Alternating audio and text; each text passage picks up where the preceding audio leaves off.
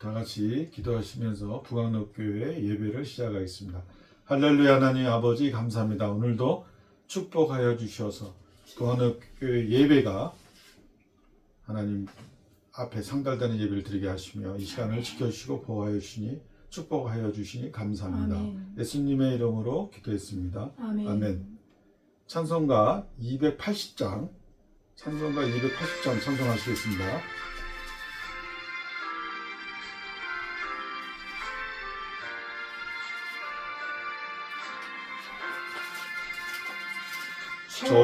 전부의 의지 없어서 손 들고 옵니다. 주 나를 출면하시면 나 어디 가리까. 내 죄를 씻기 위하여 피 흘려 주시니 고백의 하는 마음으로 주 앞에 옵니다. 전부터 계신 주께서 영죽을 죄인을 보혈로 구해 주시니 더 사랑하옵네. 내 죄를 씻기 위하여 피 흘려 주시니 고백의 하는 마음으로 주 앞에 옵니다.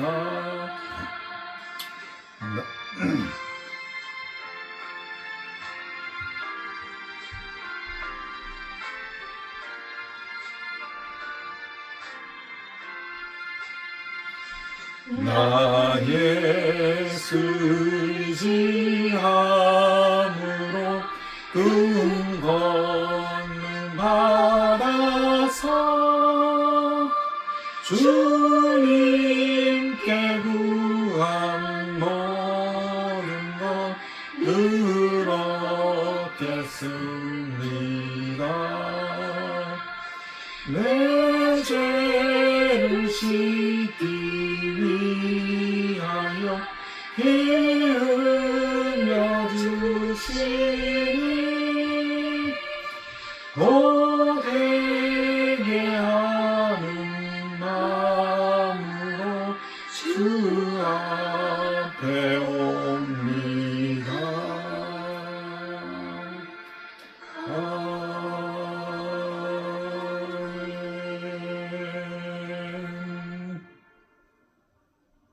찬송가 266장 찬송하시겠습니다.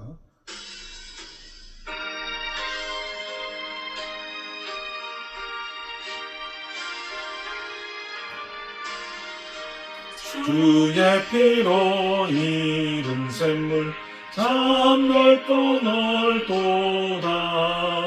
구원하는 크신 능력 다 찬송하지라. 찬송하세 주의 보혈 그 샘에 지금 나아가 죄에 깊이 빠진 이 몸 그 피로 씻어 밝히네. 죄악 세상 이김으로 거룩한 기간을 나의 마음 성전 삼고 주께서 계시네. 찬송하세 주의 보혈 그 샘에 지금 나아가 죄에 깊이 빠진 이몸 이리로 씻어 밝히네.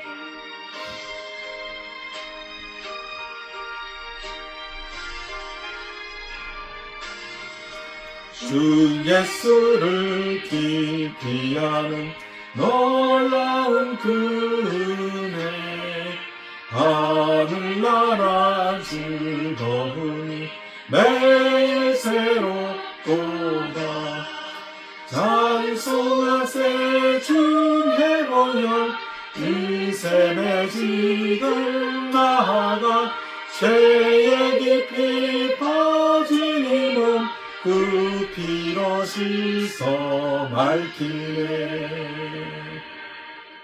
다같이 주여 삼창하시면서 부활교회를 위하여 기도하시겠습니다. 주여 할렐루야 감사합니다. 오늘도 주 예수 그리스도의 보혈의 능력으로 저희 죄를 맑게 씻어주는 은혜를 감사합니다. 오 할렐루야. 저희의 허물과 죄를 용서하여 주시고 저희들을 나 자신을 하나님께 올려드려서 자유함과 기쁨과 평안이 넘치는 귀한 지난 생활이 되게 도와주시며 예배가 되게 축복하여 주시고 성령으로 축복하여 주시고 오 할렐루야. 하나님 시작 없는 참되게 기도하겠습니다. 제가 긴 발전하는 영광을 나타내시겠습니다. 귀한 예배가 귀한 교회가 되시고 도와주시고 말씀을 읽게 하시고 나의 말씀을 읽는 성공을 되어질 때 하나님 감사를 드립니다. 아버지 하나님 감사와 찬송을 예수님의 이름으로 기도하시고 아멘.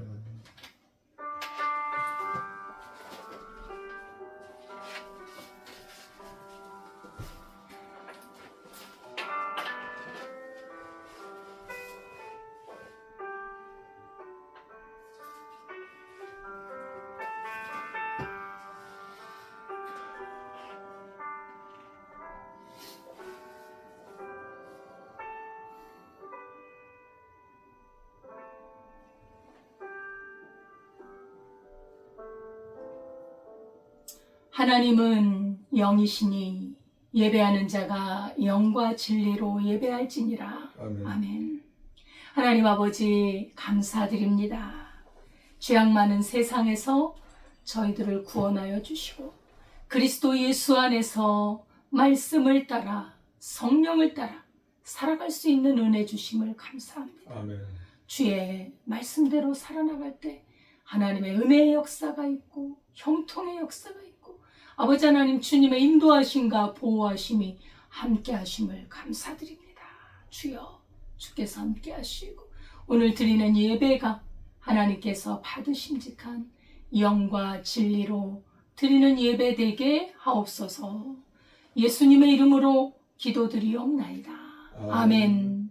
전능하사 천지를 만드신 하나님 아버지를 내가 믿사오며 그 외아들 우리 주 예수 그리스도를 믿사오니 이는 성령으로 잉태하사 동정녀 마리아에게 나시고 본디오 빌라도에게 고난을 받으사 십자가에 못 박혀 죽으시고 장사한 지 사흘 만에 죽은 자 가운데서 다시 살아나시고 하늘에 오르사 전능하신 하나님 우편에 앉아 계시다가 저리로서 산자와 죽은 자를 심판하러 오시리라. 성령을 믿사오며 거룩한 공회와 성도가 서로 교통하는 것과 죄를 사하여 주시는 것과 몸이 다시 사는 것과 영원히 사는 것을 믿사옵나이다. 아멘. 23장입니다.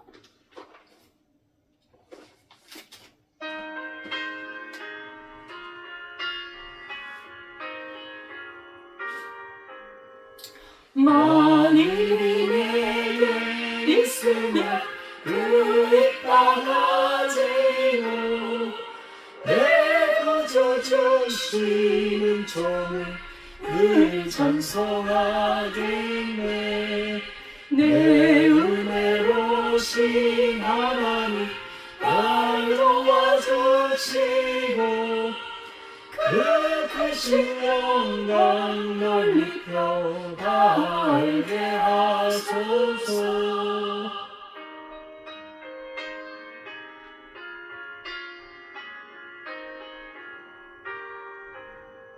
내 주의 귀한 이름이 날 위로하시고 내 귀의 음악 같으니 잠이라 되도다.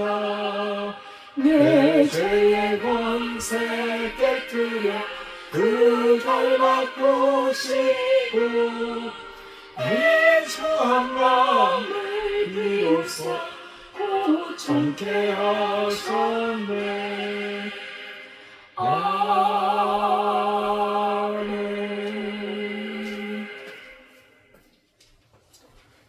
다 같이 기도드리겠습니다.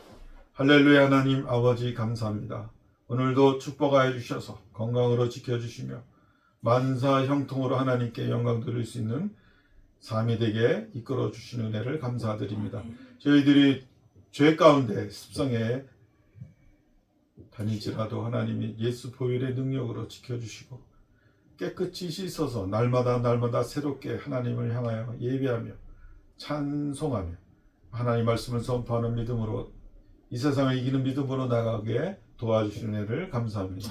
저희들의 죄가 분홍빛 같을지라도 하나님 보혈의 능력을, 예수 보혈의 능력으로 깨끗이 씻어주시고 날마다 섬김과 사랑과 자유함과 기쁨과 평안이 넘치게 하나님 인도하여 주시니 감사합니다. 저희 부관의교회를 통하여서 하나님 은혜 받기를 원하고 축복 받기를 원하고 하나님 부흥 발전하기를 원합니다. 주님 도와주셔서 원수를 사랑하고 원수의 죄를 용서하게 하여 주시며 아멘. 저희들이 큰 비전을 가지고 하나님 사랑 안에 천국 소망을 가지고 살아갈 때 많은 어려움과 고통이 있을지라도 하나님 믿음으로 선포하여 이기게 하시고 하나님이 기도로써 중보하게 하여 주시고 하나님 예수 보혈의 능력을 의지하여서 하나님 말씀을 선포할 때 더욱더 큰 믿음과 은혜로 섬김으로 사랑으로 축복하여 주셔서 날마다 믿음이 성장하고 많은 하나님의 선한 예수 그리스도의 보혈의 사랑을 전하는 귀한 성도님들 될 수 있도록 축복하여 주십시오. 주님 이 시간을 지켜주시고 말씀이 선포되어질 때에 하나님 축복하여 주시고 큰 비전이 생기게 하시고 큰 믿음이 생기게 하시며 큰 자유함과 기쁨과 평안이 넘칠 수 있도록 하나님 말씀의 능력을 주시고 주여 축복하여 주시고 이 시간을 지켜주시고 영의 눈이 열리게 하시고 영이 성장하게 하시고 하나님을 찬양하는 기쁜 마음이 새롭게 살아날 수 있도록 주님 도와 주시옵소서. 이 시간을 지켜주시고 예수님의 이름으로 기도했습니다. 아멘.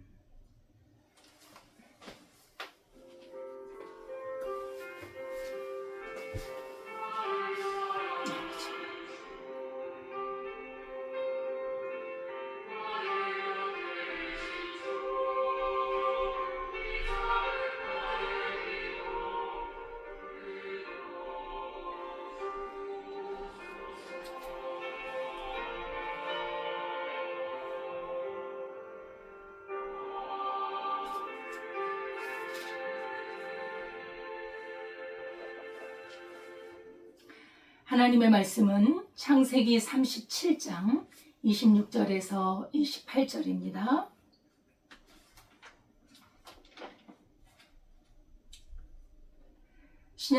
구약성경 58페이지 창세기 37장 26절에서 28절입니다.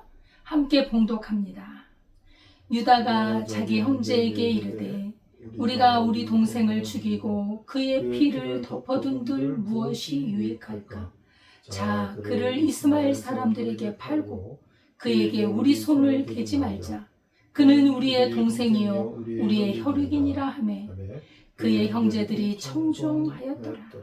그때 미디안 사람 상인들이 지나가고 있는지라 형들이 요셉을 구덩이에서 끌어올리고 은 20에 그를 이스마엘 사람들에게 팔매 그 상인들이 요셉을 데리고 애굽으로 갔더라. 아멘. 하나님 아버지 감사합니다. 이 시간에 주님의 말씀을 상고하고 주의 말씀을 듣습니다. 하나님 아버지 이 말씀을 들을 수 있는 귀를 열어주시고 이 말씀을 듣고 마음의 힘을 삼고 양식으로 삼고 그 말씀대로 살아가는 우리의 믿음의 삶이 되게 하옵소서. 예수님의 이름으로 기도드리옵나이다. 아멘. 할렐루야. 감사드립니다. 날마다 주님의 은혜 가운데 충만할 수 있기를 바라겠습니다. 오늘 제목은 요셉을 팔고 그에게 손을 대지 말자. 무서운 제목이죠? 예. 같은 형제끼리 팔자라는 말이 나왔으니 인간 세상에 이런 일들이 있습니다. 예. 또 성경에 또 하나님의 크신 역사를 이루는 그 과정에 인간에게 닥치는 의인의 고난, 하나님의 사람들의 고난을 우리는 간과할 수가 없지요. 그것은 어찌 보면 필수가 아닐까 이렇게 생각이 됩니다. 예. 요셉을 구덩이에 집어넣었죠. 시기와 미움과 분노로 가득 찬 형제들의 마음에 그들의 마음은 유괴에 사로잡혀 있습니다. 그들이 부모님께 아버지께 특별히 들었을 그 하나님께 대한 믿음과 영의 세계에 대해서 그렇게 둔감했던 것 같아요. 그래서 눈에 보이는 아버지의 사랑에 빼앗긴 그 사랑을 빼앗긴 것에 대한 그 시기심, 그죠? 그리고 꿈에 자기들이 절을 하더라 라는 것에 대한 어떤 그 열등감과 그냥 그 무조건적인 미움 이런 것들이 합치되어 가지고 요셉이 아버지하고 떨어져서 자기들의 영역 안에 들어오자 그 연약한 동생을 그냥 죽이려고 하고 또 구덩이에 넣어서 이 죽일 음모를 꾸미고 있는데 오늘 제목처럼 유다의 제안이었거든요. 요셉을 죽이지는 말지. 예. 그래도 요셉이 우리의 혈육이 아니냐. 비록 어머니는 다르지만 또 아버지의 핏줄, 아버지에게서 나온 우리 형제가 아니냐. 그러니 죽이지는 말지. 아마 양심의 가책이 되었을 거예요. 만약에 죽인다면 얼마나 그 양심이 많이 찔리겠습니까? 자기 형제들만의 비밀이라고 해도 그건 너무나 큰 부담이겠죠. 그래서 죽이지는 말고. 근데 이제 마침 그 유다가 어떤 제안을 하느냐면 그것도 참 우연인데 우연이 아니죠. 우연을 가장한 하나님의 역사. 우연히 다가오는 것 같지만 하나님의 그 배후에서 움직이시는 그 섭리. 하나님의 섭리가 그 안에 들어있는 거거든요. 예. 이스마엘 그 상인들이 지나가는 거예요.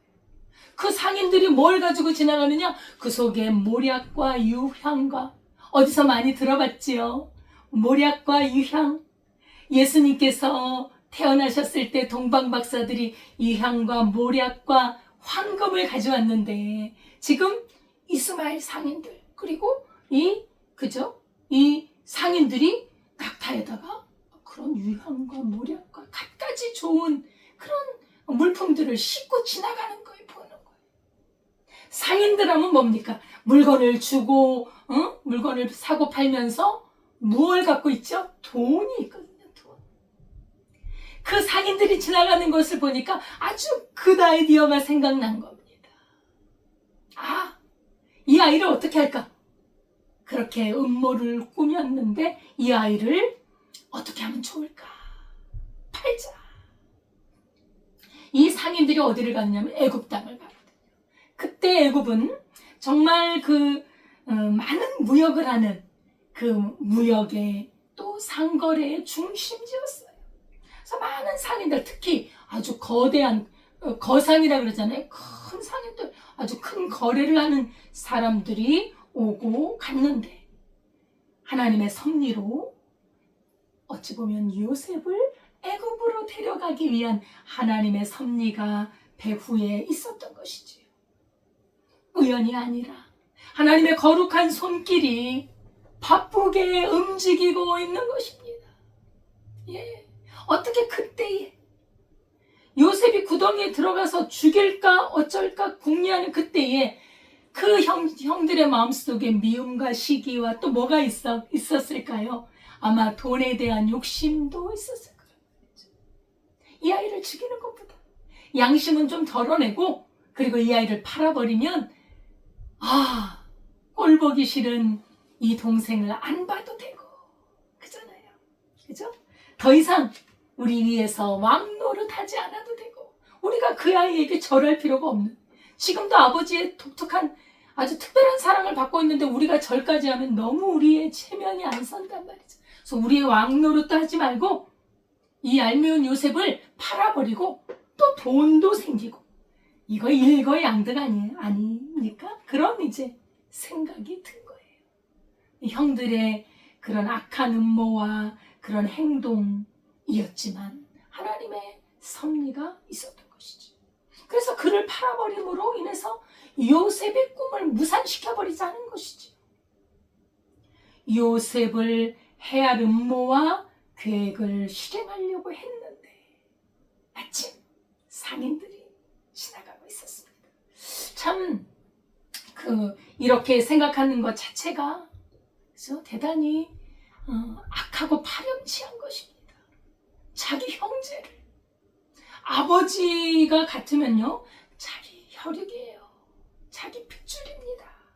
그렇잖아요. 근데 이제 유다가 사실은 넷째 아들이면서 그 예수님의 조상이잖아요. 유다. 역시 루벤이 큰형 루벤이 요셉을 좀 보호하고 아버지께로 되돌리려고 했었고, 그건 좋은 마음이죠. 그 다음에 유다의 형이 동생을 죽이고 그러지 말고 그에게 요셉을 팔고 그에게 손을 대지 말자, 이렇게 이제 제안을 하니까 이 형제들이 그 말을 청정하는 거예요. 잘 듣는 거예요. 들어보니까 너무 좋은 아이디어거든요. 예. 그래서 팔게 되지요. 요셉을 형들의 그 괴계로 말미암아 요셉을 미디안 상인들에게 팝니다. 예, 팔아요. 은이 쉽게 팔립니다. 그 아이를 팔기 위해서 끄집어 올렸을 때 이 요셉이 울며 불며, 형들 나를 살려주세요. 나를 우리 아버지께 돌려보내주세요. 울며 매달리지요. 간절하게. 17살의 소년이니 얼마나 두렵겠습니까? 이게 팔려간다?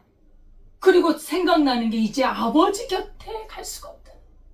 그렇게 나를 사랑하고 내가 좋아하는 아버지, 그렇게 나에게 하나님의 말씀, 언약의 말씀을 들려주시고 나를 귀히 여기는 그 아버지를 떠남과 동시에 낯설고 알지 못하는 나라로 팔려간다는 것은 너무나도 큰 두려움, 너무나도 큰 트라우마, 충격이지요. 그렇게 간절한 애거를 너무도 슬프게 울면서 간절히 매달렸는데 그것이, 그 모습이 이 형제들의 머릿속에 생생하게 남아있어요. 나중에 20년이 지나서 요셉이 이제 테스트를 하잖아요. 그때 그 형들의 입에서 나오는 말이 증명을 합니다. 그때 우리 아우가 그렇게 애걸복걸했을 때 그 아이의 심정을 그렇게 우리가 외면하고 팔았더니 하나님이 우리에게 이런 아주 무시무시한 일을 주시는구나 하면서 그 형들의 입에서 나오는 걸 보면 그 요셉을 팔았던 그 마음의 양심이, 그 죄책감이 그들을 짓누르고 있었던 것을 알 수 있지요. 그래서요, 죄가 왜 무섭냐? 죄는 사람의 마음에 죄책감에 무거운 짐을 얹혀놔요. 그게요, 여러분, 그 남을 살인한 사람들, 그 아무도 보지 않아서 몇 년간, 정말 10년간 20년간 아무도 발견되지 않은 그런 범죄들 있잖아요. 해결되지 않는 그런 미해결의 범죄들, 그 사람들의 이면에는 항상 그 죄책감이 있어요. 살인을 했다. 밤에 잘 때도 두려워. 어디 벌이 떨어지자. 길을 가도 무엇을 하도 빼짝빼짝 말라가지고. 그래가지고요, 어떤 경우는요, 그 양심의 가책이 17년, 20년이 흐른 다음에 그냥 막 실토를 해요. 술을 먹고, 술 한 잔 먹고, 그 가슴에서 맺혀 있는 거를 그냥 말을 해서요, 실제로 그 말로 인해서 잡힌 경우도 있어요. 그렇게 하나님께서는 큰 심판을 내리지 않는다고 그래도 우리 양심이 그걸 스스로를 심판하는 거예요. 무서운 거죠. 형들의 마음속에 이 요셉을 판 것이 굉장히 생생하게 남아있다는 것입니다. 그래서 우리는 어떠한 죄든 피해야 하고 죄를 멀리해야 하고 그리고 죄를 지으면 즉각 회개해야 합니다. 잘못한 것은 용서를 빌고 대가를 치르고 배상을 하고 그래야 양심이 가벼워지는 거예요. 하나님께서도 우리가 죄인인 것을 아시고 너희는 회개해라. 용서를 빌고 하나님 앞에 용서를 빌고 그 죄를 고쳐라 말이에요. 그럴 기회를 이 땅에서 끝없이 이 땅에 사는 날 동안에는 끝없이 주셔요. 70번씩 7번이라도 너희가 용서하라 하시잖아요. 우리 하나님은 70번씩 7000번도 용서해 주십니다. 우리가 회개하고 돌아서는 기회를 주신다는 거예요. 그걸 묻어두면 우리 마음이 병듭니다. 무서운 병입니다. 예? 그래서 이렇게 애원을 하지만 형들은 들은 채도 하지 않고 매정하게 동생을 팔아버립니다. 어린 동생을 돈을 주고 파는 악한 패역한 행위를 저지른 거지. 그러면서 어린 요셉을 향해서 꿈꾸는 자야 네 꿈이 어떻게 되는가 보자. 조롱하고 비웃고 자기들이 팔면 그것으로 이제 완성되는 줄 알고. 사실 그렇잖아요. 노예로 팔면 그 노예로 가서 그 인생이 얼마나 비참하게 됩니까? 누가 노예를 사람 대접하나요? 그게 몇천 년 전인데요. 그러니까 그 노예의 인생은 끝난 인생이라고 본 거지요. 어떻게 이들이 하나님의 섭리를 볼 수 있는 그 눈이 있었겠습니까? 아무튼 미움과 시기심 때문에 파렴치한 행동을 했습니다. 비록 형들이 요셉을 죽이지는 않았지만 그 요셉의 어린 가슴에 못을 박은 것이요. 그죠? 큰 상처와 고통을 준 것이지요. 요셉은 팔려가는 것도 두려웠지만 이제 아버지를 볼 수 없는 그 절망감, 너무나도 큰 두려움이 그를 사로잡았습니다. 이제 그에게 의지할 대상은 없습니다. 인간적으로 의지할 대상은 없습니다. 혈혈단신입니다. 어린 나이에 청소년의 나이에 혈혈단신이 된 겁니다. 그러나 그에게는 그의 영혼에 그의 마음에 의지할 대상이 있었죠. 아버지가 들려주셨던 그 살아계신 하나님. 이 요셉의 어린 청소년 그때까지 뭐 뚜렷하게 하나님의 계시가 그 꿈으로 나타났죠. 그거 외에는 하나님이 아버지 야곱에게 나타난 것처럼은 아니었잖아요. 근데 그 아버지의 주신 말씀들이 그에게는 믿음이 되었던 거죠. 믿음이 되었고 요셉은 사실 자기가 꾼 꿈이 하나님의 계시라는 거를 확실히 알지는 못했을 거예요. 그러나 그 꿈을 간직하고 있었죠. 왜냐하면 너무나도 뚜렷하고 너무나도 특이한 꿈이고 내가 형님들이든 누구든 나에게 절을 해? 내가 높은 사람이 되나 봐. 이 정도는 아마 해석이 가능했지 않겠습니까? 그래서 이제 그 아버지가 들려주셨던 그 믿음의 말, 그 하나님의 언약을 가슴에서 꺼낼 수밖에 없는 거예요. 이제 그가 의지할 대상은 하나님밖에는 남아있지 않은 거예요. 여러분, 이 세상에 어떤 것들이 사면초가가 됐을지라도 우리는 그 사면초가가 아니라는 거예요. 우리에게는 땅이 꺼져도 솟아날 구멍이 있다. 그죠? 우리 하나님을 믿는 믿음의 사람에게는 그 사면초가를 넘어설 수 있는 하나님께 대한 믿음이 있다는 것을 우리는 알아야 합니다. 하나님께 대한 그 믿음, 그것이 요셉의 인생을 끌고 가는 거예요. 그것이 엄청난 동력이 되는 겁니다. 요셉에게는 이제 하나님이 남아있다. 그가 더욱더 하나님을 의지할 수밖에 없어요. 왜요? 두렵거든. 어디로 가는지, 어디로 팔려가는지 두려움이거든요. 하나님께서는 이 요셉을 애굽으로 인도해 가셨지요. 사실 17살이 당하기에는 너무나도 큰 사건을 맞이한 것이지요. 어머니가 부모님이 아이를 떼어놓고만 가도 큰 트라우마인데 형들이 팔아버렸다니, 이건 17살짜리 아이에게는 이게 뭔지 알거든요. 어린애가 아니잖아요. 알아요. 이게 무슨 의미인지. 나를 팔았다는 거. 큰 트라우마가 생길 수 있고 충격이 커서 정신병이 생길 수도 있어요. 그리고 나를 이렇게 먼 곳으로 노예로 팔았다는 그 원한, 그 미움, 분노, 이런 것들이 그 아이의 마음을 사로잡을 수가 있습니다. 그리고 너무 큰 절망과 고통 때문에 아마 숨쉬기도 어려웠을 수 있습니다. 그러나 요셉에게는 이제 혼자가 아니라 요셉에게 남은 분은 하나님이시다. 아버지가 안 계시기 때문에 이제는 아버지 대신에 하나님을 힘으로 삼고 나가는 길밖에 없어요. 요셉이 끌려갈 때 심정은 성경에는 나와 있지 않지만 요셉이 팔려서 그 보디발의 집에서 행하는 행동을 보면 그는 믿음을 갖고 있었다는 것이 드러나죠. 팔려갈 때 얼마나 하나님께 매달려 기도했겠습니까?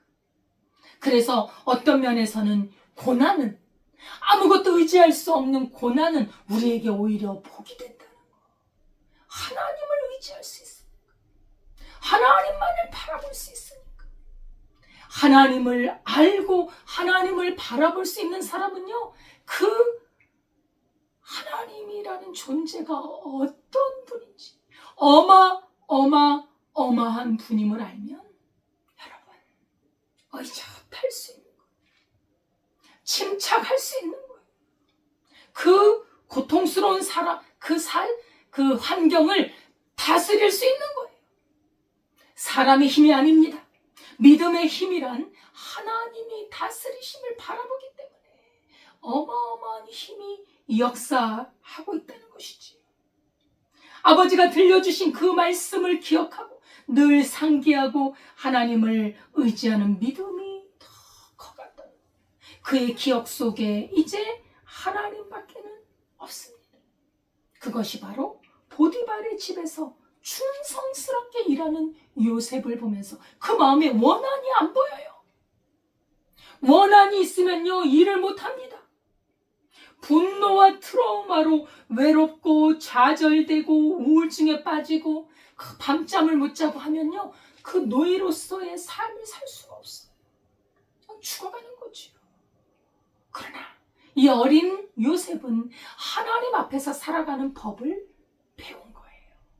너무나 극한 상황에 몰렸기 때문에 더욱더 주님을 찾았던 것이지요.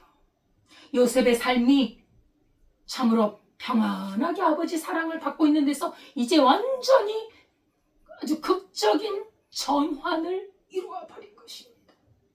고난의 길에 들어선 것입니다. 이 요셉의 삶을 보면 나중에 오실 우리 주 예수 그리스도 예수의 모습을 참 많이 닮았어요. 그리스도 예수의 모형입니다. 예수님의 모습이 보여요. 왜 그럴까요? 영이 통한다는 겁니다. 영은, 그 하나님의 거룩한 영은요, 통해요. 하나님의 거룩한 영이 악하고 통하지 않습니다. 하나님의 거룩한 영은 하나님을 바라보고 믿는 믿음의 사람, 그 영과 통하는 것이지요. 그리스도 예수의 영, 예수님의 모습이 보이는 것을 알 수가 있습니다. 그래서 요셉은 예수님의 예표라고 보지요. 아버지 야곱이 요셉을 사랑하잖아요. 얼마나 사랑합니다. 하나님의 아들 예수 그리스도, 하나님의 사랑하는 독생자, 내 사랑하는 아들이요, 내 기뻐하는 자라. 우리 하나님께서 예수님이 세례 받으실 때 친히 말씀하시잖아요. 사랑하는 아들 예수 그리스도. 형제들의 미움을 받죠? 시기와 질투와 미움을 받습니다. 유대인들, 장로와 대제사장들, 서기관들, 바리새인, 그들의 미움을 받아서 늘 죽이려고 쫓아다니고 어떻게 하든지 책을 잡아서 넘어뜨리려고 나중에는 뭐 불법으로 그냥 그를 정죄해서 예수님을 십자가에 달리게 하잖아요. 요셉을 보면 채색 옷을 벗기잖아요. 그 미움의 상징, 아버지의 사랑의 상징, 너무 미운 그 옷을 벗기는데 예수님께서 십자가에 돌아가실 때 홍포 옷을 벗깁니다. 그렇죠? 어떻게 그렇게 맞아가는지 몰라요. 그리고 요셉이 구덩이에 빠져서 나중에 건짐을 받아서 팔리잖아요. 예수님도 그 정말 사망의 구덩이에 빠졌어. 부활하심으로 구덩이에서 건짐을 당하십니다. 그리고 또 특징이 하나. 요셉이 은 20개. 왜냐하면 왜 20개에 팔리냐면 사실 그때 노예 한 사람의 그 대가가 30개, 은 30개. 근데 청소년이기 때문에 은 20개에 팔린 거거든요. 예수님은 성인이니까 은 30개에 팔리잖아요. 근데 형제들에게, 그렇죠? 형제들에게 은 20개에 팔렸는데 여기서는 가장 사랑하는 아들, 아니 가장 사랑하는 그 제자들 중에 한 사람인 가룟 유다가 예수님을 은 30개에 팝니다. 이렇게 많이 닮았어요. 그죠? 아주 그래서 이렇게 비극적인 역사의 어떤 예표가 닮아 있다는 것이죠. 그래서 요셉이 가지고 있는 이 꿈, 채색옷, 구덩이 이런 것들은 요셉의 삶을 이해하고 해석하는 중요한 포인트가 되는 것이죠. 그건 상징이 되는 것이죠. 하나님께서는 이 요셉에게 고난과 하나님의 구원, 그 섭리를 통해서 하나님의 계획을 성취시켜 가십니다. 하나님의 계획이 인간의 연약한 그런 연약함을 통한 죄악 중에도 하나님께서는 신실하게 계획을 성취해 가신다는 것을 알 수 있어요. 하나님의 계획을 인간이 무너뜨리지 못합니다. 특히 인간의 죄악이 하나님의 선하신 뜻을 무너뜨릴 수 없어요. 여러분, 그렇기 때문에 우리는 선에 속해야 돼요. 우리가 살아가는 와중에 어떤 악이 오더라도 하나님의 선에 서서 그거를 맞이하고 해석하고 풀어가고 그 길을 열어가야 합니다. 그랬을 때 하나님의 섭리에 의해서 주의 선을 이룰 때 나도 조금이라도 내가 쓰임을 받는 것이지요. 악은 또 악의 도구로 쓰이지만 그들에게는 벌이 기다리고 있지요. 우리는 그 길을 가서는 안 되는 것입니다. 그래서 이렇게 인간의 계획은 도리어 요셉의 꿈을 더 빨리 실현시키는 하나의 그 결과가 됐다는 것. 하나님의 섭리의 방편으로 사용이 되었다는 것입니다. 인간의 미움과 시기심, 이것이 얼마나 무서운 결과를 초래하는지 우리는 알 수 있습니다. 가인이 자신의 제사가 연락되지 않고 그 아벨의 제사, 아벨의 제물과 아벨 자신이 하나님께 연락되는 걸 보면서 시기심이 나서 쳐서 죽이잖아요. 그렇기 때문에 죄가 문에 엎드려 있으니 너는 죄를 다스려라.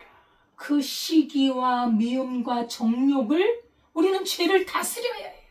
그거를 마음껏 표출하면 사람을 죽입니다. 여러분요, 우리가 돌을 들어 사람을 죽이지 않아도요, 이 언어로 사람을 죽입니다. 격분된 분노가 사람을 죽이는 거예요. 그 영혼을 죽이는 거예요. 버려야 돼요. 그거를 깨끗하게 고쳐야 합니다. 그리스도 예수 안에서 고칠 수 있어요. 우리 주 예수님의 십자가를 통하면 고칠 수 있어요. 우리는 그걸 다스려야 돼요. 다스리지 않고 표출되면 그 사람에게 불행해요. 그런 좋은 것들이 파괴되는 거예요. 영혼을 파괴시키는 겁니다.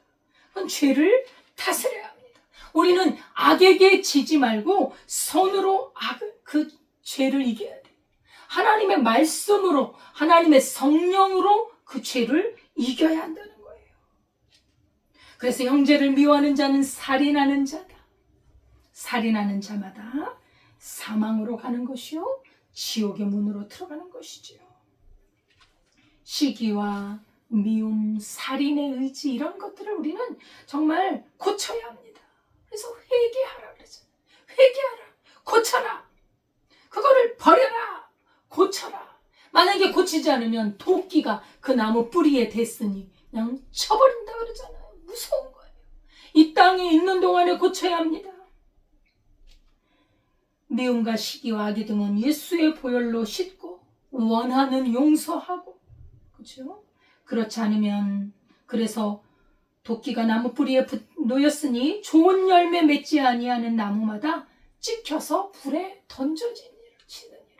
우리가 그거를 해결하지 않으면 지옥의 땔감밖에는 되지 않는다는 걸 알 수 있습니다. 이제 요셉은 애굽으로 팔려갑니다. 눈물과 절망으로 애굽으로 팔려가지만 하나님께서는 대반전을 기대하고 계시는 거죠. 노예로 팔려서 어디로 갑니까? 예, 나중에 하나님께서 그를 들어서 높은 자리에 그 꿈대로 그를 높이 세워서 그 자기의 가족들을 살리고, 그리고 이스라엘 민족을 그렇게 터전을 만드는 그 기초를 만드는 사람으로 사용하시는 거예요. 이 대반전의 역사는 하나님께서 하나님을 사랑하는 자, 그 뜻대로 부르심을 입은 자들에게는 모든 것이 합력하여 선을 이루는데, 하나님께서는 이 요셉을 평생 인도해 가십니다. 요셉 혼자 있는 것이 아닙니다. 그래서 주님을 의지하는 자에게는 절망이 없습니다. 그 꿈은 하나님께서 이루어 주십니다. 요셉이 꾼 꿈, 형통하거나 순탄한 것이 아니에요. 요셉이 꾼 꿈은요, 고난과 시련을 통해서 이루어지는 꿈이었습니다. 하나님은 연단하십니다. 시편에 보면 요셉을 애굽으로 보내셔서 그 발에 착고를 채워서 말씀이 이루어질 때까지 연단하셨다고 말씀합니다. 그 발을 묶어놓고, 여러분 정말 그 금이나 은이나 좋은 보석을 만들기 위해서는 얼마나 많은 단련과 은을 단련하듯이 용광로에 들어가 아름답고 아주 귀중한 보석이 나오지 않습니까? 하나님께서 요셉을 연단하셔서 하나님이 쓰시고자 하는 그릇을 만들어 가시는 것이지요. 그렇게 팔려갔습니다. 그리고 나서 남은 게 뭘까요? 이제 남은 것은 이 요셉이 없어진 걸 아버지께 어떻게 하려? 아버지께 어떻게 말을 해야 하나? 그것이 남은 거예요. 루벤이 오니까 이제 요셉이 없어졌죠. 그래서 루벤이 깜짝 놀라지. 동생을 죽인 줄 알고. 그런데 나중에 보니까 팔았던 거예요. 그러면 이제 뭐라고 말씀해야 될까? 궁리한 끝에 우리 요셉이 우리한테 오다가 짐승에게 찢겨서 죽었습니다 라고 하자. 그렇게 말을 합니다. 예, 거짓말을 하자고 합의를 하는 거죠. 그래서 수염소를 죽여서 피를 요셉의 그 채색 옷에 묻힙니다. 정말로 짐승에게 잡아먹힌 것처럼 거짓말을 하는 것이죠. 여러분 보십시오. 미움과 시기가 죽일 만큼의 그 살인의 의지를 갖고 오게 하고, 그리고 나중에 또 그를 팔고, 그리고 거짓말로 아버지를 속이고. 여러분 죄가요 자꾸 이렇게 연쇄작용을 해서 커져가요. 그래서 죄가 여기서 속에서 역사를 하면 욕심을 낳고, 욕심이 장성하면 사망을 낳고, 이 죄는 이렇게 계속 연쇄작용을 하는 것입니다. 그래서 우리가 죄를 자꾸 끊어내야 돼요. 우리 속에서 끊임없이 올라오는 육의 소욕을 끊임없이 예수의 십자가의 못을 받고 끊어내야 합니다. 예. 그래서 이제 아버지께 가서 그렇게 말을 합니다. 아버지 아버지 야곱에게 가서, 아버지 이 옷을 좀 보세요. 이거 아버지 아들의 옷이 아닙니까? 아니 무슨 아버지 아들입니까? 자기 동생이지. 우리 요셉의 옷이 아닙니까? 요셉이 그 옷을 보니까 요셉의 옷인데 피가 묻었어요. 내 아들 요셉이 어디 갔냐? 이 요셉의 옷 아닙니까? 아, 이렇게 이 오다가 이걸 발견했어요. 무슨 말인지 알지요? 내 아들 요셉이 짐승에게 찢겨 죽었구나. 예, 거짓으로 아버지를 속입니다.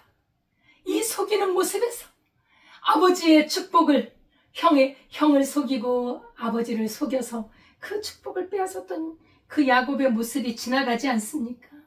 예, 너무나 큰 충격을 받습니다. 내가 이 아이를 죽였구나, 이런 생각이 들지 않겠습니까? 사랑하는 아내 라헬도 잃었는데 또 사랑하는 아들 요셉을 잃은 슬픔을 달랠 수가 없었다. 나도 죽어서 요셉에게로 가고 싶다. 예, 이걸 들은 그 형들의 그 양심이 어떨까요? 이 요셉은 죽진 않았잖아요. 하지만 죽은 줄 알고 저렇게 기절할 듯이 괴로워하고 고통하고 울부짖는 아버지를, 자기들의 그 양심이 얼마나 괴로웠을까요? 말도 못하고. 그렇죠? 요셉이 짐승에게 잡혀 먹었다는 소식은 참으로 큰 고통을 갖다 주었습니다. 요셉이 형제들에게 이렇게 미움을 받고 살인의 의지를 일으킬 만한 극심한 갈등을 겪고 있다는 걸 야곱은 잘 몰랐던 것 같아요. 예, 그랬다면 좀 절제를 했을 텐데 말이죠. 아들들이 아버지를 속여서 거짓말을 합니다. 예, 참 이것도 안타까운 일이지요. 속아요. 완전히 속아서 20년 동안 아들을 그리워하며 정말 마음도 몸도 많은 상함을 받았겠지요. 예. 그리고 이 아들에 대해서 더 마음이 애틋한 거는, 더 마음이 아픈 거는, 내가 왜 그 먼 거리를 이 아이에게 시켰을까? 사실 그 세겜에서 도단까지가 30km가 아닙니까? 그러면 헤브론에서 세겜까지도 엄청 먼 거리예요. 근데 그 세겜에서 아이가 아버지에게 그 사명감이 있었잖아요. 아버지에게 형들의 소식을 전해야 된다는, 형들의 안부를 전해야 된다는 그 사명감 때문에 도단까지 간다는 거예요. 그렇게 됐기 때문에 내가 왜 아이를 그렇게 보냈을까? 자신의 실수, 그 자책감이 더 아픈 거예요. 내 사랑하는 아이가 그리고 짐승에게 잡혀 먹었다. 그것이 그 아들의 시체마저도 찾지 못한 그 비극적인 죽음에 더 정말 마음이 아픈 거였지. 그리고 그렇지만은 이 속임, 이 거짓말은 사람은 속일 수 있지요. 그러나 하나님은 속일 수 없습니다. 인간이 한 것은요 반드시 드러나게 돼 있어요. 너희가 비밀리에 숨어서 했던 것이 만천하에 다 드러난다고 말씀하지 않습니까? 그것이 선한 일이든 그것이 악한 일이든 말이지요. 예. 그래서 옷을 찢고 애통해야 합니다. 큰 슬픔과 고통과 절망으로 울부짖고 상복을 입고 부르짖습니다. 예. 내가 심부름을 보낸 것이 내가 죽인 거다. 내가 죽인 것이 아니냐. 나도 죽고 싶다. 나도 요셉이 있는 곳으로 가고 싶다. 라고 애통을 합니다. 여러분, 사실이요, 사랑하는 부모님, 사랑하는 자식, 사랑하는 친구, 오래도록 교제했던 사람이 갑자기 죽으면 너무나 우리 인간들은 정말 너무 큰 고통이라 감당할 수가 없습니다. 이거 어떻게 위로를 해야 할지 모릅니다. 특히 가족 중에 한 사람이 자기 목숨을 끊으면 그 가족들에게 너무나 큰 고통을 주는 거예요. 어려워도 힘들어도 하나님의 사람들은 자살해서는 안 돼요. 자기 생명을 죽일 수 없어요. 이건 내 생명이 아니라 하나님이 주신 생명입니다. 야곱의 슬픔을 통해서 우리는 자식을 잃은 고통이 얼마나 큰 것인지 우리는 정말 헤아릴 수 없지요. 그 믿는 사모님이, 그러니까 목사님 부인이시니까 사모님이셨죠. 그 사랑하는 아들 하나가 있었어요. 근데 그 아들이 연탄가스를 마시고 죽은 거예요. 어떻게 이제 옛날에는 연탄을 많이 피웠잖아요. 연료가 싸기도 하고 또 따뜻하고. 근데 조심하지 않았을 때 또 이런 사고들이 있었죠. 이 아들이 중학교 3학년이었는데 아들이 죽은 다음에 이 사모님이요, 그 정신을 거의 잃어버렸어요.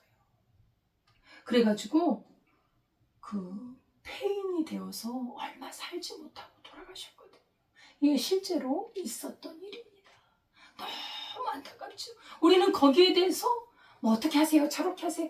우리는 그렇게 말이 통하지 않아요. 그 아픔과 고통을 뭘로 유리하겠어요?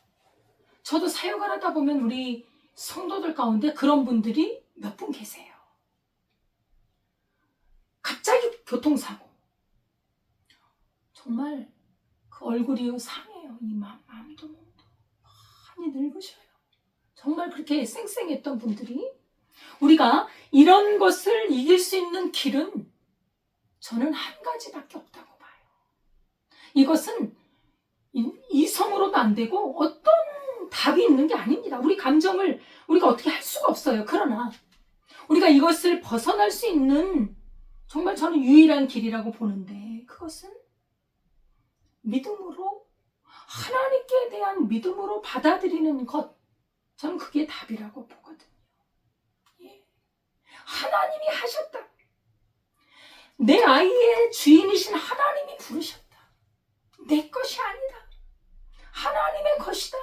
하나님이 그때에 부르셨다. 그것이 교통사고든 또 어떤 일이든 갑작스러운 사고든 우리가 그렇게 받아들이지 않는 한 이게 답이 없어요. 어떻게 우리가 빠져나갈 곳이 없어요. 자식을 잃은 건 고통스러운 것입니다. 이삭을 제물로 바치려고 했던 그 아브라함의 고통, 자식을 죽이는 고통,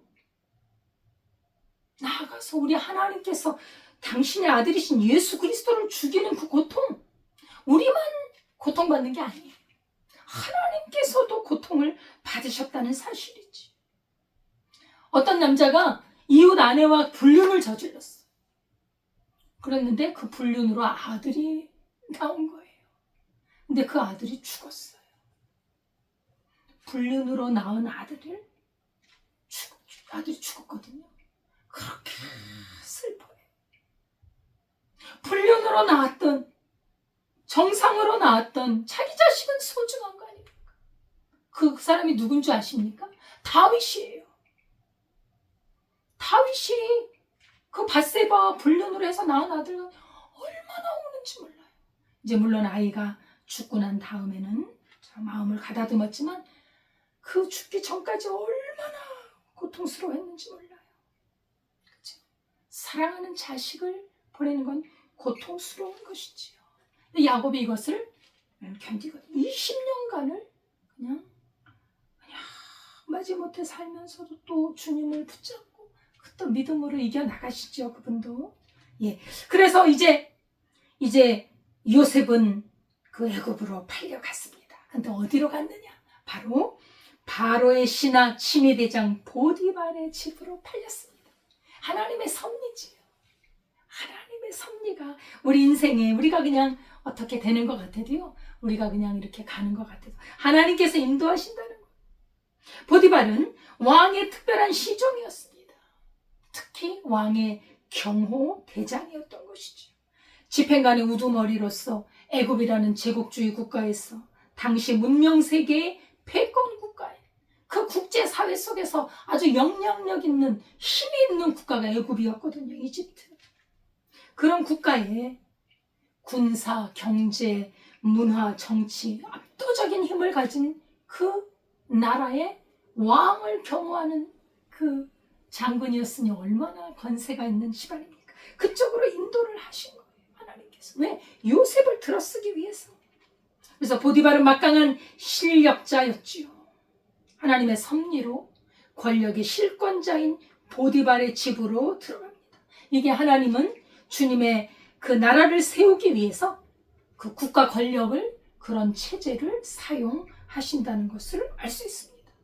하나님의 배후에서 이렇게 쓰임을 받는 그 도구 중에 하나가 국가 권력이에요.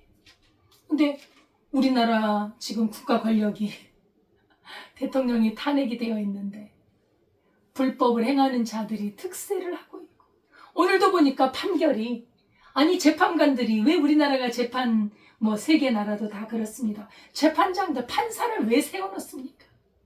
우리보다 더 머리도 좋고 공부도 많이 하니까 당신들이 올바르게 판결을 해주세요 하고 우리가 맡긴 거 아닙니까? 국가 체제 속에 그 사법부가 있는 것인데, 오늘 어떤 그 정치 지도자를 재판을 했는데 분명하게 거짓이 드러나 있는 거를 그건 그 사유가 안 된다고 나와요. 제가 그걸 보니까 그냥 열불이 나더라고요. 이 판사가 왜 있어야 하나? 판사가 제대로 공의롭게 그 법에 맞게 일반 국민들도, 우리 국민들도 다 보는 눈이 있잖아요. 아닌 건 아닌 거고 다 알잖아요. 검은 것을 왜 희다고 하냐고. 그건 아니죠. 그래서 한간에서 들리는 소리가, 이제 인간 재판관은 못 믿겠다. AI가 정확하게 차라리 그 인공지능을 사용해서 재판을 하자. 그래야 아주 정직하게 하지 않겠느냐. 이런 말이 나옵니다. 재판장들이 바르게 판단을 하지 않으면 당신들이 당신의 자리를 허무는 거예요. 그 자리에 오래 갈 수 없습니다. 정직하고 바르게 해야지 존경받고 이 나라가 기강이 서는 게 아니겠습니까? 그렇죠? 예. 그래서 우리가 국가 제도가 공의롭고 질서 있게 진행이 되어야 한다는 걸 알 수 있습니다. 요셉의 삶이 우리 하나님께서 이렇게 섭리해 가신다는 것을 깨달으면서 우리 오늘 하루하루의 삶도, 우리의 미래도 하나님의 계획과 섭리 속에 있음을 알고 어떠한 고난 속에서도 모든 것이 합력하여 선을 이룸을 알고 주님을 믿는 믿음 잃지 않아야 되겠습니다. 기도하겠습니다. 하나님 아버지, 감사합니다.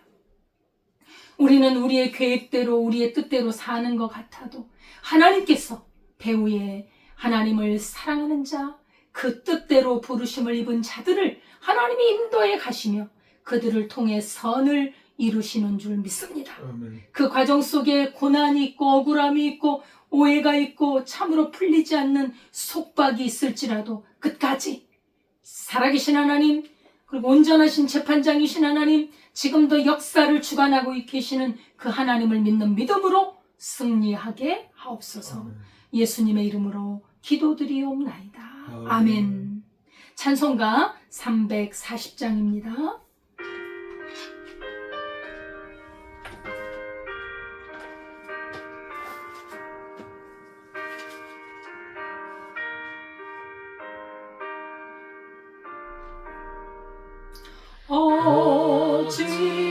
어지러운 세상 중에 기쁜 소리 들리네. 예수 말씀하시기를 믿는 자여 따르라. 세상 헛된 신과 영원 모두 잃어버렸네. 예수 지니하신 말씀 날 더 귀히 여겨라.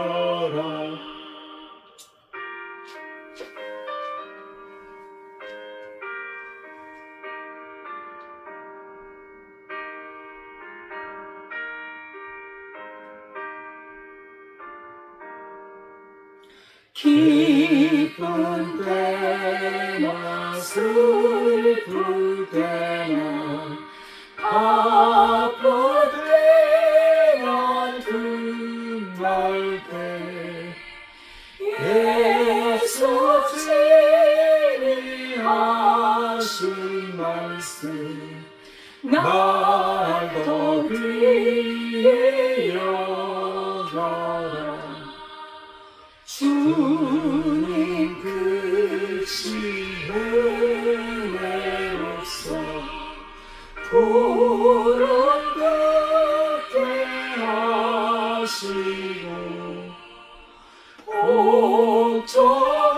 복종하는 마음을 주사 따라가게 하소서.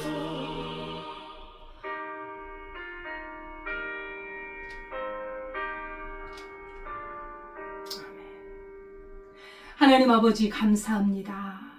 우리 주님의 사랑과 은혜에 감사하여 주님 앞에 작지만 예물을 올려드립니다. 드린 손길 위에 하나님이 만복으로 갚아주시고 풍성함과 강건함을 주사 하나님의 영광을 위하여 더욱더 사용할 수 있도록 도와주시고 이 물질이 쓰이는 곳에 하나님의 나라가 더 확장되어지고 귀한 영혼들을 구원하는 데 사용되게 하옵소서. 아버지 하나님, 주님께서 우리 나라와 민족을 붙들어 주시고 아버지 하나님, 불법을 행하는 자들을 바르게 잡아주시고 아버지, 대통령이 속히 아버지 제자리에 돌아와서 나라를 다스리게 하옵소서. 아버지, 아랫지역에 산불이 나고 있습니다. 하나님 잡아주옵소서. 소나기 비를 내려주셔서 불길을 잡아주시고 하나님 이 나라를 지켜주옵소서. 우리 민족을 붙들어 주옵소서. 자유민주주의 국가로 우뚝 세워 주옵소서. 신앙의 자유가 있는 나라로 하나님이 세워 주옵소서. 예수님의 이름으로 기도드리옵나이다. 아멘.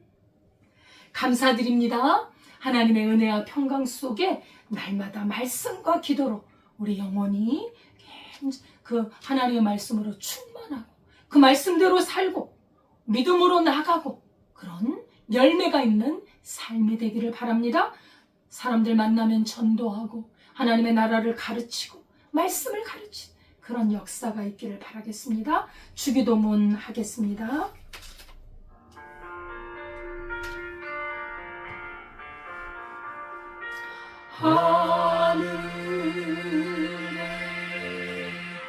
하늘에 계신 아버지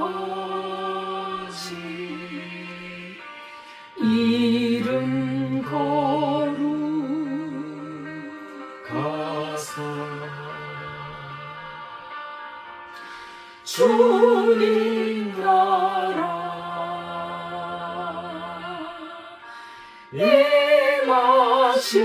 임하시고 뜻이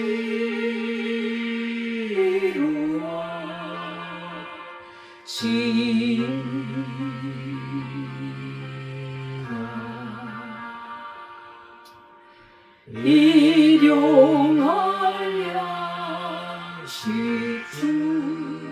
주시고 우리들의 그 죄 다 용서하옵시고 또 시험에 들게 마시고 악에서 구원하소서. 대개 주의 나라 주의 권세 주의 영광 영원히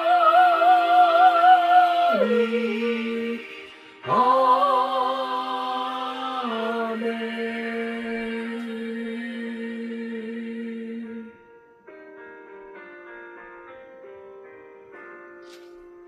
이제는 우리 주 예수 그리스도의 은혜와 하나님 아버지의 무한하신 사랑과 성령님의 교통하심이 어렵고 고난 가운데서도 하나님의 말씀의 꿈을 붙잡고 나갈 때 하나님의 대반전의 역사, 하나님의 섭리와 계획이 쉬지 않고 하나님이 이루어 가심을 믿고 소망을 갖고 살기를 원하는 주의 백성들 위해 지금부터 영원까지 함께 하시기를 축원하옵나이다. 아멘.